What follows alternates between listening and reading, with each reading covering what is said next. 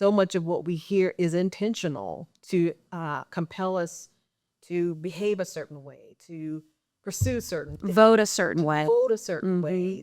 There's so much behind the things that we hear that I say we should be a little more curious about those things.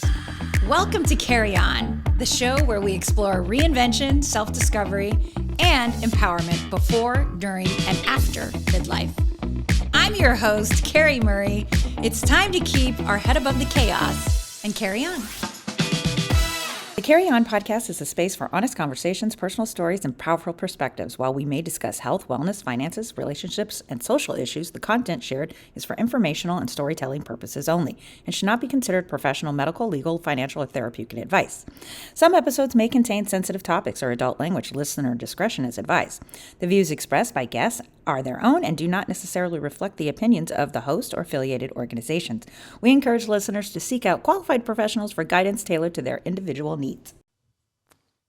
I'm excited to welcome Toni Purry, an award-winning communication strategist, my friend, speaker, coach, and author with a nearly 3 decades of experience helping leaders amplify their presence and impact.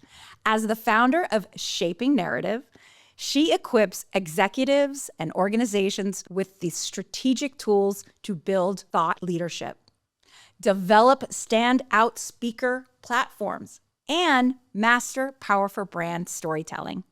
She's the author of My Hype book and is frequently invited to lead corporate workshops. That was quite a resume. Thank you so much.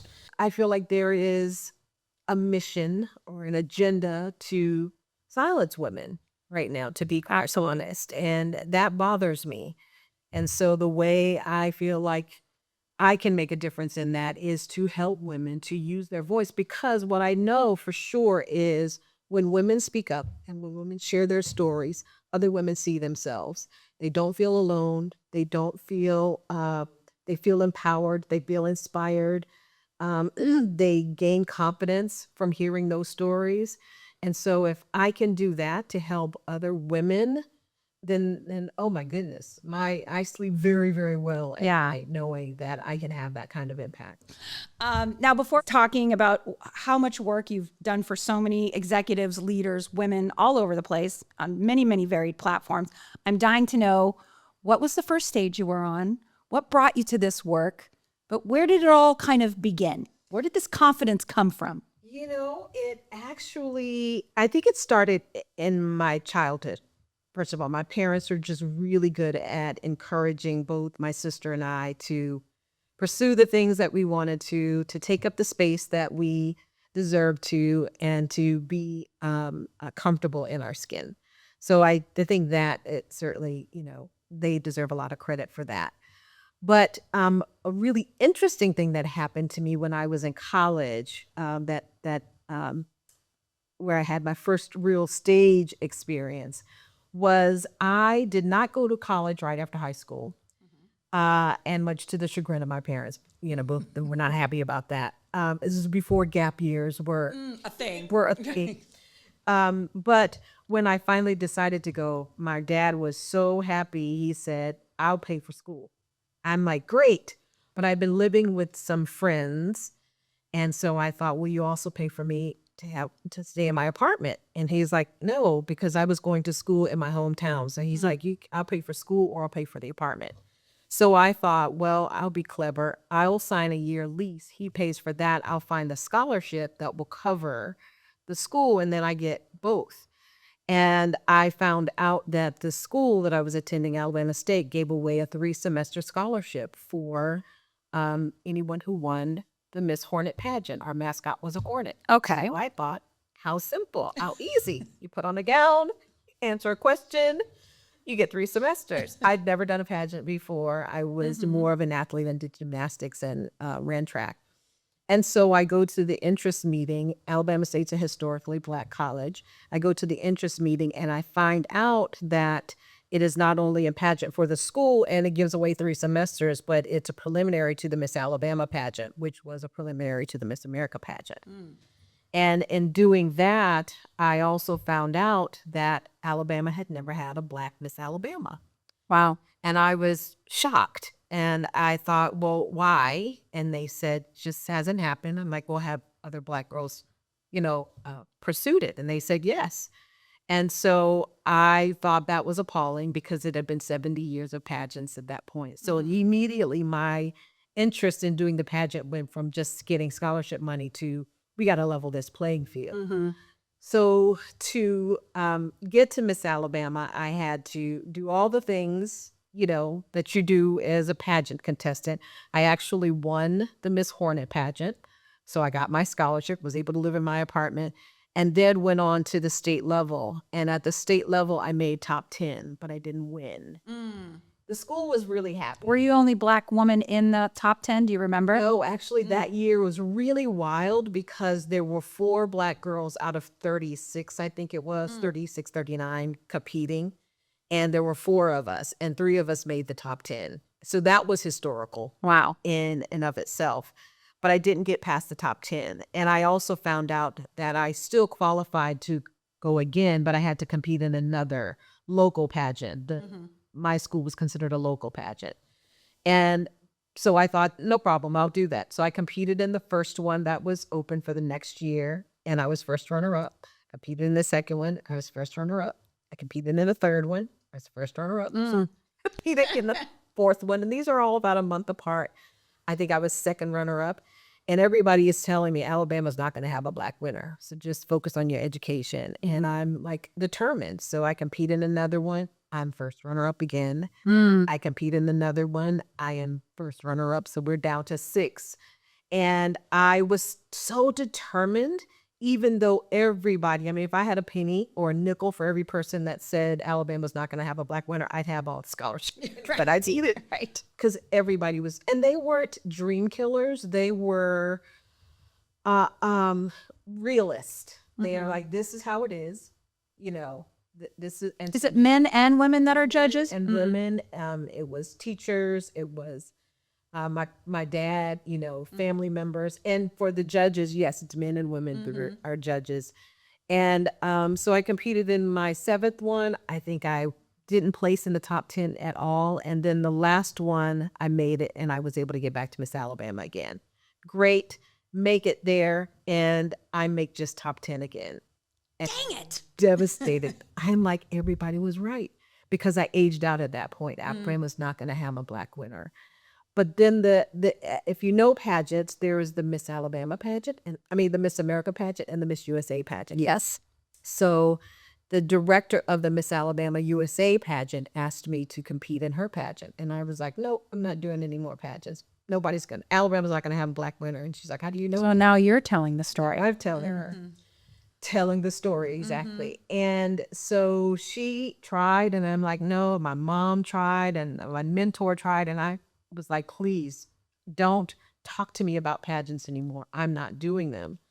So the night before the Miss Alabama USA pageant, which did not have preliminaries, you applied for and got accepted to the state level, and then you competed right there. The night before that pageant, somebody who was a judge actually on the very first pageant that I competed in, the Miss Hornet pageant, called me and said, so you're ready for tomorrow night? And I said, what are you talking about? And he's like, for the pageant. I'm like, I'm not doing that pageant. Alabama's not going to have a Black winner. And he's like, wait, what are you talking about? And I said, I'm not doing the pageant. He's like, oh, so that's what you learned for this whole year of doing all these pageants. You learned to be a quitter. I was like, what? I am not a quitter. And he's like, well, that's what it sounds like. And I said, it's the night before. There's no way I can get in her pageant. He's like, call her up and see if she will let you in. So I'm just because I couldn't let him call me a quitter. Right. I called her, and I knew it wasn't going to happen. And she's like, I got your application this summer, but I didn't hear anything else from you.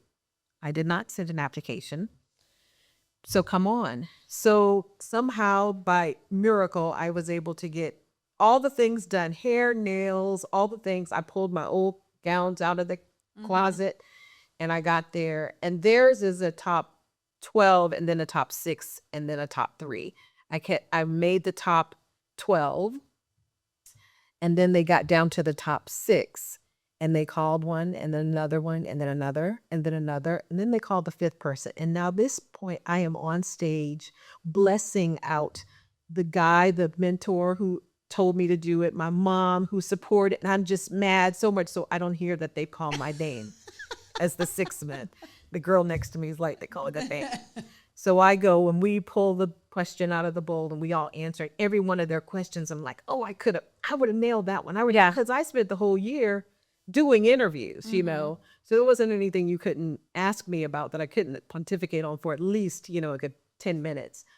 And so then they announced out down to the top 3. And it's me, a beautiful olive skin, who was the favorite dark brunette girl, green eyes, and then another African-American girl who had been sort of the favorite because she had very much the Vanessa Williams-esque look.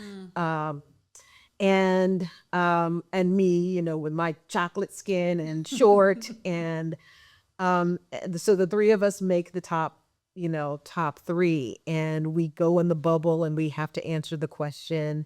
And the first person called is the other African-American girl as second runner-up. And then they call the other then they call the favorite as first runner-up. And I ended up winning, breaking that 72-year glass ceiling in that I was the first African-American to have a Miss Alabama title. That's incredible. Congratulations. Thank you. Friends, it's Carrie Murray, and if giving a TEDx talk is on your vision board, this is for you. Ready for TED is an 8-week program led by my friend Toni Purry, PR exec, media trainer, TEDx speaker herself, and a fabulous guest on Carrie On. This guided experience is built just for women ready to clarify their message and craft a signature talk and share their big idea. Whether you're an expert, founder, or change maker, you'll expand your influence, raise awareness, and gain unshakable credibility when you hit the red circle. I know firsthand Toni supports women and has made progress, and it is remarkable. Apply now for readyforted.com and let Toni be your guide to the global stage.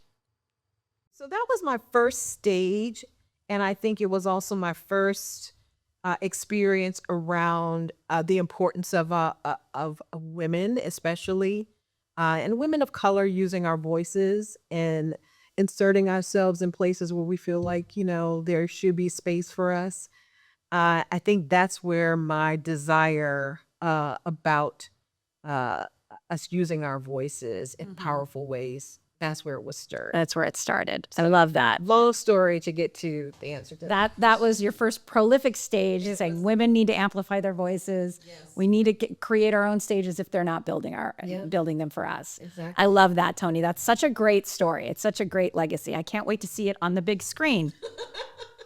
Kerry Washington, talking to you. Now, I'm curious, do you think, because then, okay, so then you come to California. I'm going to fast forward through your life.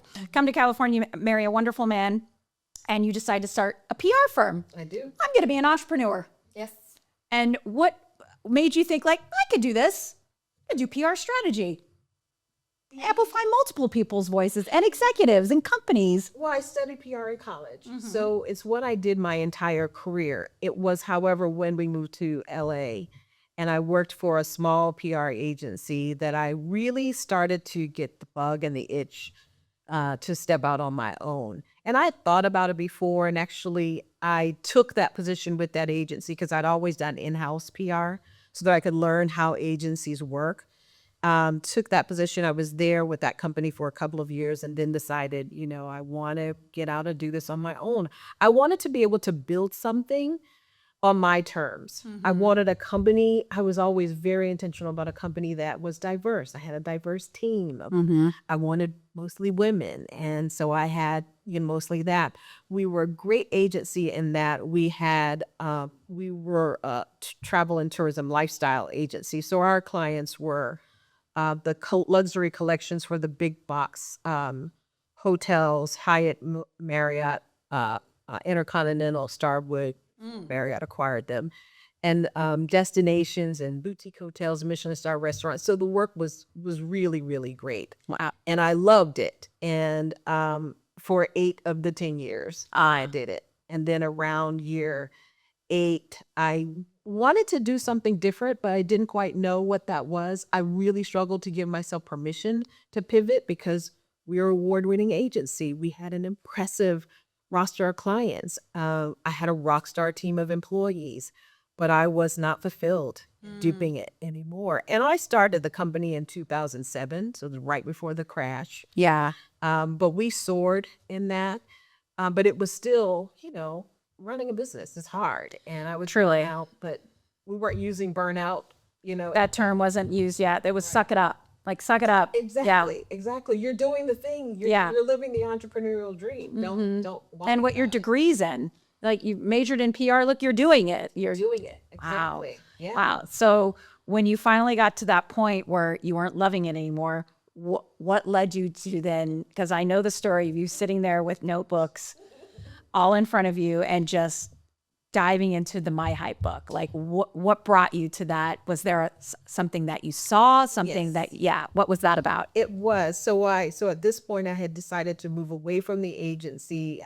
We closed the office. I only had held on to a couple of clients, and I am at home feeling like the biggest loser. What have I done? I had a successful agency. What were you think? I don't even know how to introduce myself. And so I'm walking through the living room, and my husband is watching a documentary about Muhammad Ali. I am captivated by his confidence. I'm trying to understand, how did this dude maintain his confidence in the face of defeat? How did he maintain it when the country despised him because he didn't support the Vietnam War? How did he maintain it even with Parkinson's disease? If you close your eyes, if you think of Muhammad Ali, you see confidence. Yeah. You see that photo of him standing, like that very iconic photo. Exactly. Yeah. It's always. So a couple of clips later, I see Boondini Brown, his hype man, his corner man, in his space, ardently yelling, reminding him of his knockouts, his wins, that he's the greatest and he's the champ. And my thought was, well, if we all had a Boondini Brown, if we all had a hype man, Yeah. we'd have that kind of confidence as well. And so I thought, I need to make myself a hype book. And I've always been a journaler. So I took a blank journal off my shelf, sat in my living room floor for 2 days, really taking inventory of my wins and those things that made me personally proud. Not what society says success is, but truly things from winning big accounts, of course, to getting the office that we really wanted, to having tough conversations with clients or employees, running the LA Marathon. All of those things. You ran the LA Marathon? I did. I didn't know that. I did. Wow, that takes a lot of confidence. I know. Well, you know what? When I did it, I wanted to do a thing that I had always said I would do. Something my mom and I used to watch the Boston Marathon as a kid, and my mom would always say, "You know how you can win a car?" And I'm like 8, and I'm like, "How?" And she's like, "Just run and win the Boston Marathon." I just have to run and win it, and you get a car. And so that had always been this little seed. Right. Of course, I then realized you have to either have Kenyan in your blood, or You have to run really fast. in order to do that. But it had always been a desire. So I did do that. And that was right before I launched my company. And I will tell you, doing that was the thing, and running across that finish line where I was just bawling. It was the thing that I needed to do to push myself past the limitations that I felt like I had. And it was that thing that gave me permission to launch, my company. Your PR company. Gotcha. So back to, I'm in my living room floor, and I am writing out the wins and the things that made me proud. And Carrie, there was an ascension of confidence that rose up in me because I was now looking at myself through my success lens Wow. versus that harsh, critical lens that we, especially as women, tend to do way too Default to. And it became a game changer for me. And a girlfriend sent me a text message during that time, and she's like, "What are you doing?" And I said, "I'm making a hype book." She's like, "What's a hype book?" Like, "It's the best thing ever. It's when you sit down and you take inventory." She's like, "Toni, that's amazing. Everybody needs one." I'm like, "I know. That's why you need to do it." And she's like, "Oh my gosh, no, everybody needs one of you to write that book." That became the next thing that I did. I spent the next 9 months writing what is now called My Hype Book, a guided motivational journal that takes you on the process of taking inventory of your wins and your successes. And it was doing a lot of speaking around that. We did our first, I did my first event. Right. Our first workshop. First workshop with you. It was doing that. A lot of women would come up and say, hey, I want to speak as well. Do you think you can help me? And I knew how to do that because as a PR professional, if we book you for the Today Show, if we book you for South by Southwest stage or an industry conference stage, we're going to media prep you, or we're going to write the talking points, or we're going to help you craft your message. Sometimes we were writing, speeches for the executives that we work for. So I knew how to do it. It was just never a line item deliverable for our agency. It just came with the territory. Right. So I was very familiar with how to help women with that. And so it became a natural pivot for me on the heels of doing all the speaking that I was doing to now end up in this place of being very niche down to speaker development, media training, spokesperson development.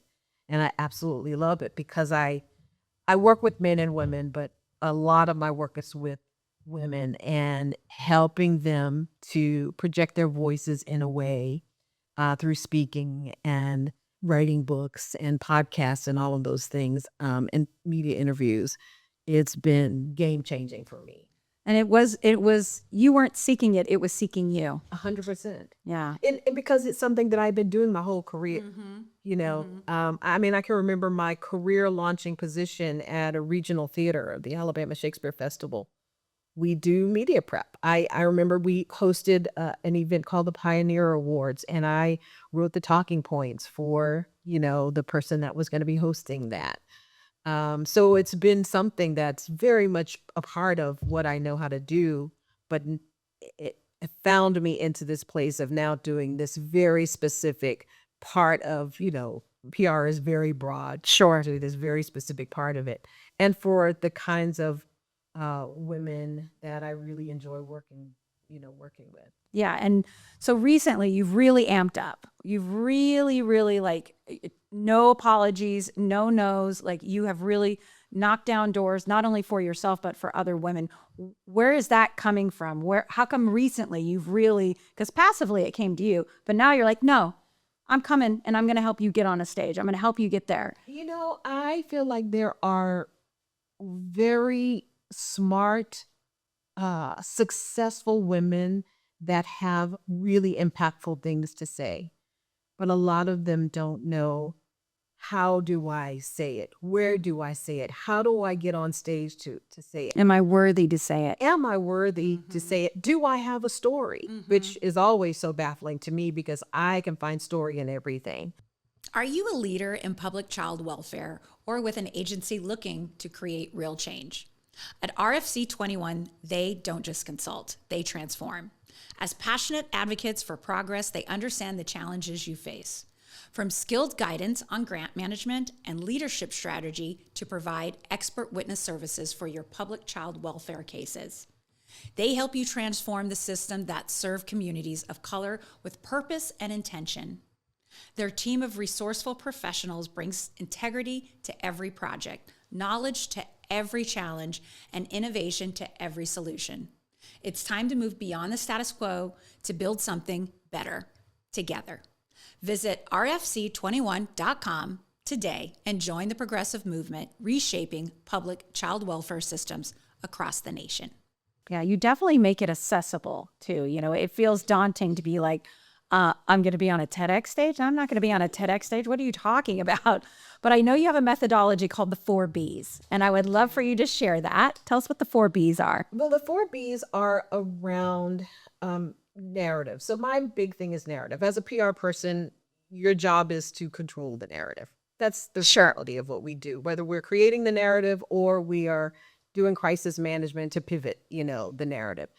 And so I understand how much we are influenced by narratives, the things that we hear. So much of what we hear is contrived. So much of what we hear is intentional to compel us to behave a certain way, to pursue certain things. Vote a certain way. Vote a certain way. There's so much behind the things that we hear that I say we should be a little more curious about those things. So my 4 Bs when it comes to narratives, those things that we hear, even the things that we tell ourselves. So it's not only just external narratives, but it's the narratives that we have been imposed upon us by society, by family, by tradition, by religion, by politics. They come from all sorts of places. But when we hear these things, and before we settle in on or decide to absorb it and take it, to be curious first. Where is that coming from? What's the source of that? Be scrutinizing. Don't The validity of that source. exactly be scrutinizing. Ask a lot of questions about that. Be willing to reject it if it's not doesn't bear with you, if it's not true, and but yet still be optimistic about there is truth to be found, and it's just our job to find it. That's a philosophy that I have had, and that started from childhood when I experienced some things as a kid who integrated schools in Boston, and the experiences that we went through that and going home and asking my mother, but why? Tell me why is this? Why Because you were don't they want us curious. to go? I Yeah. was curious. And scrutinizing. Exactly. She'd give me an answer and I go, that doesn't tell, I don't understand.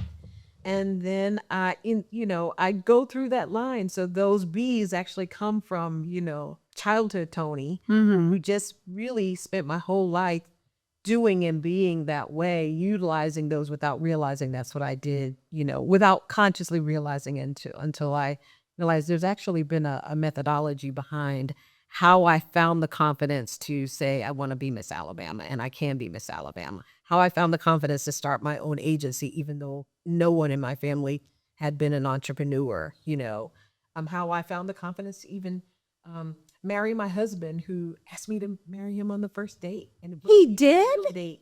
It wasn't even a real date. It was the cast of a play going out, and I told him where to go, and he did. But strangely, 11 days later, I was all in, and we got Oh my married gosh. 10 months later. And You're kidding. I never knew this. Yep, 10 months later, and it's been 28 years, and he's still my favorite person in the world. Wow, that's very sweet, Lester. Hope you're watching. So why do you think this has anything to do with hitting midlife, hitting your 40s? Yes. Like I know in my 20s and 30s, especially when I was a kid, I was told that be quiet, you're too loud. Sit down, Carrie. Ch-ch-cha-pa.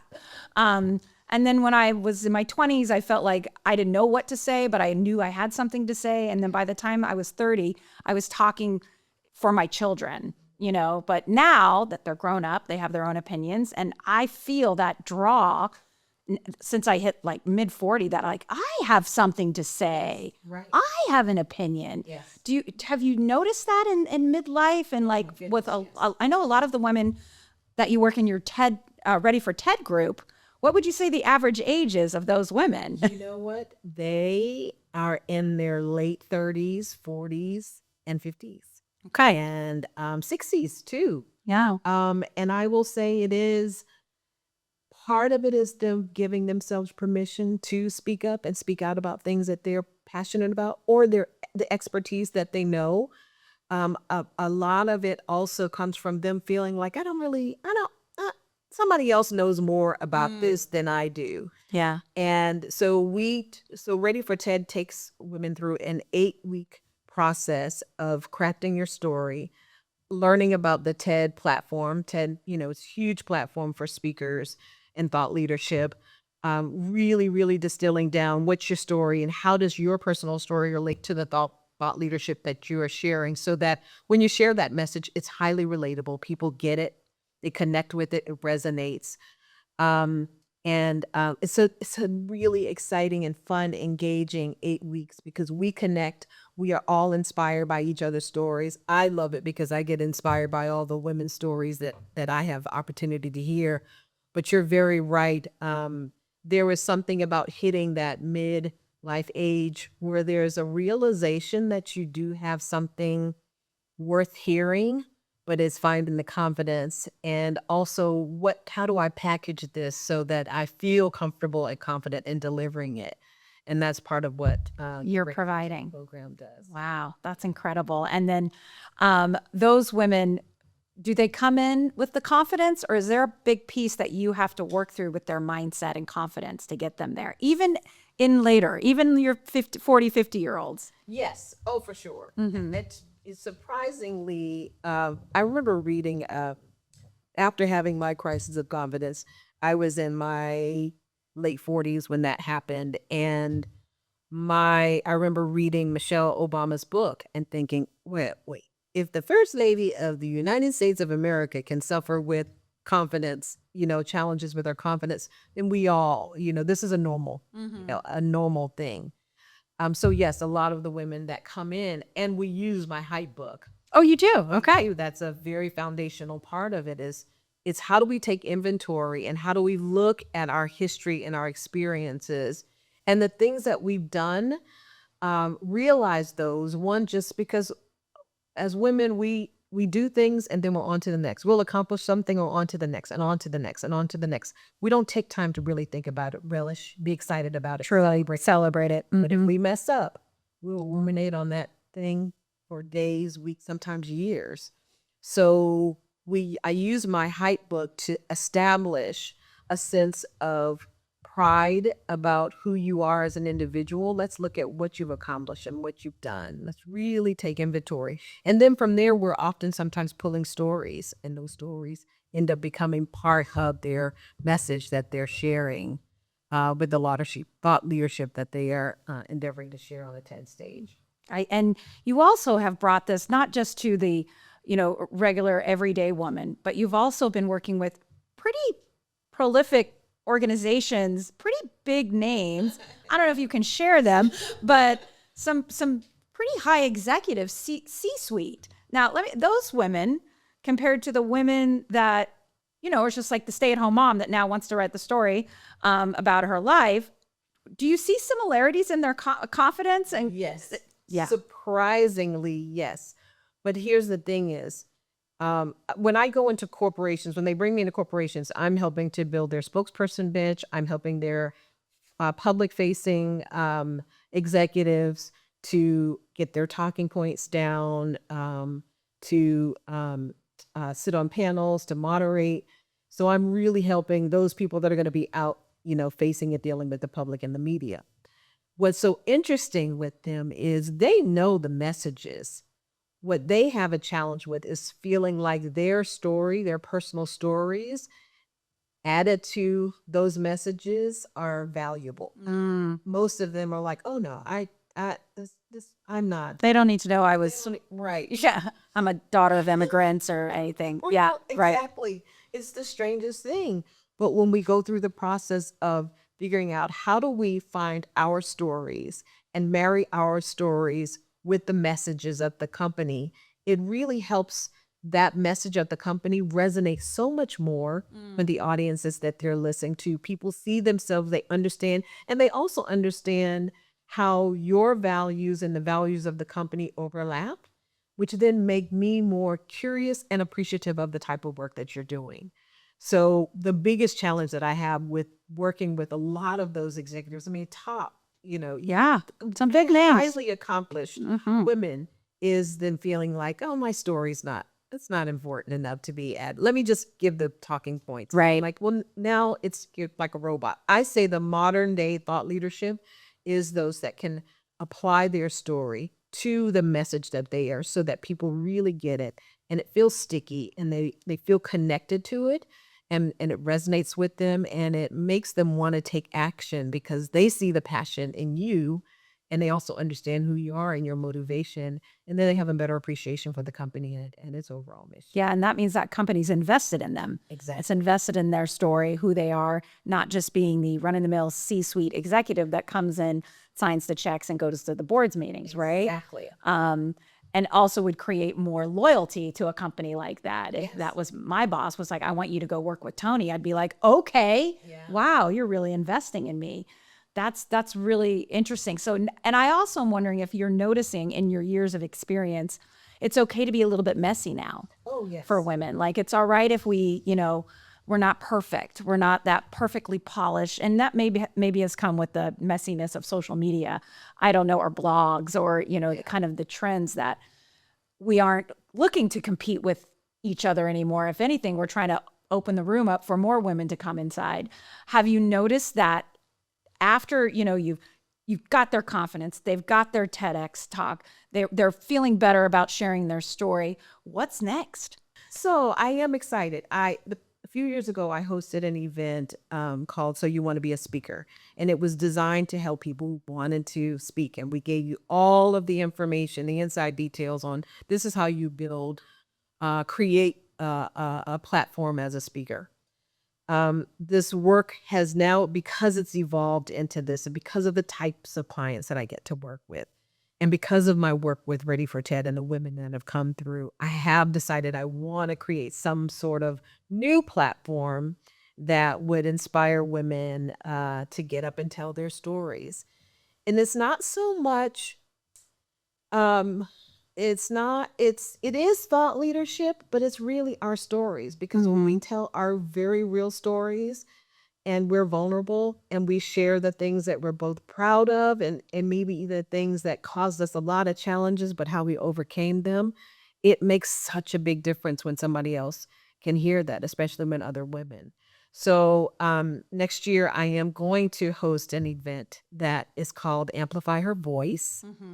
And it's going to be a platform for women to share their stories. And I love it. I'm super excited about it. It's been something that's been brewing in for a long time, but this year is when I really got clarity about, oh, okay, this is something that I really want to do, and I really want to create space for women, because I think when you can hear stories, the stories that women have to share, and understand better who they are, I think then it gives more women permission to do that thing. And how inspired would we all be if we could find out that somebody's been down the road that we are looking at and nervous about, and see that they made it to the other side and survived it and are doing well and thriving. Women supporting women through travel. Solo doesn't have to mean alone. Two Peacocks Travel brings women together through thoughtfully curated group trips that go beyond sightseeing. Every journey is designed to empower, encourage, and create lasting friendships.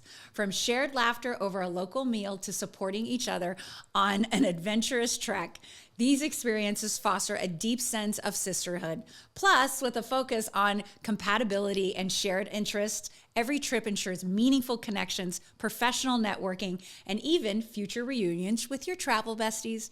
Ready to build your global sisterhood? Head on over to twopeacockstravel.com and meet your next travel bestie. My final question, you've had an incredible career. Okay, the story you just told is just like, wow. First Black Miss Alabama, going to LA, entrepreneur, first entrepreneur in your family, author, speaker, coach, strategist. Do you find yourself still struggling with getting in your own way? Oh, with confidence? Yeah. Of course. I say confidence is a muscle, and it is that thing that you have to work it. You have to do those things. Just like you work out your body, you've got to work out your confidence. And there are things that we have to do that remind us of our accomplishments, remind us of who we are. That's how we, and sometimes it's borrowing confidence from somebody else that sees in you what you don't see in yourself. Yeah. That's a thing, as well. I mean, how many times have you maybe told your kids, you can do it? So you can do it. And then they're like, "Ugh," but then they do it. And oh my God, they did it. We do that for each other, as women. We do. So it is definitely something that I am still challenged with. I remember speaking at an event, and we were kind of having a round the table, and everybody was talking about things that they're challenged with. And I had just done a workshop from my high book about confidence. And I said, yeah, and I struggle with confidence. And the women were like, what? So they're like, yes, I do. It's a real thing, but and I don't think we're ever absent of, self-doubt and that sort of thing. But I think it's how do we push past it, and how do we find enough in ourselves to say, I can do it, because that's what helps to build, confidence. I love that. And I also love that we both are developing something in and around the same time for the same mission is that women will not be silenced. We will not be muted. Yeah. We will create the platforms for them to just shout from the rooftops, because I too have tried to make myself small to fit into spaces, and I see women do it. And luckily, knock wood, I haven't seen my daughter do it yet, but that's the blind confidence of a teenager, right? Toni, part of your platform is developing a signature talk. Yes. So tell us a little bit more about that. Tell us, like, how does someone develop a signature talk, and what do they need for that? Okay, so part of the process of what I take women through is one, determining what your values are. We do play this game where we put all these cards on the table, and they have values: family, confidence, career, work, money, whatever are your values. And they pull those and they narrow it down to their 3 values. From that, I'm like, okay, now you have sort of the core of what you want your signature talk to be about. I also say, what is the expertise that you have, that you know that you could teach somebody and talk to somebody about in your sleep?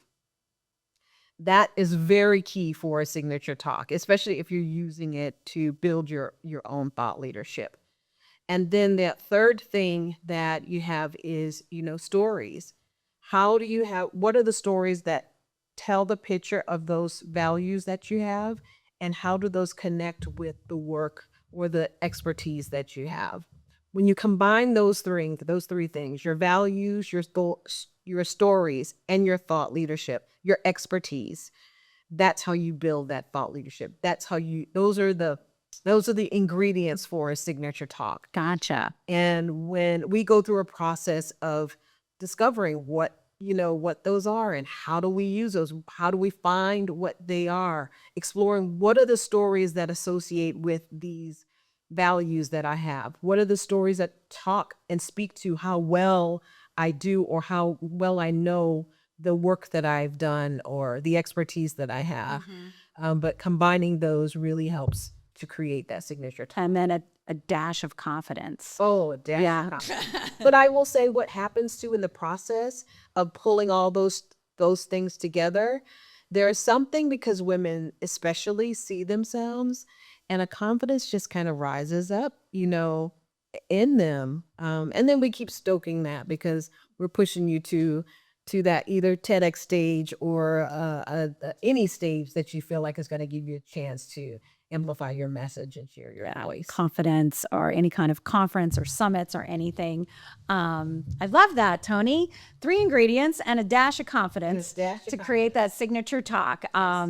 Well, any last advice for our audience who's thinking about, I could speak, I can do it, I have core values, I have an expertise? I would say do it. Don't talk yourself out of sharing what can be impactful for somebody else, because it's through the stories that we've heard other women, through the example that we see in other women, that inspire us to do more. So think about, there's somebody that needs to hear your stories so then they can do their thing. Yeah. So don't hold back, and sign up for Ready for TED. We hold cohorts.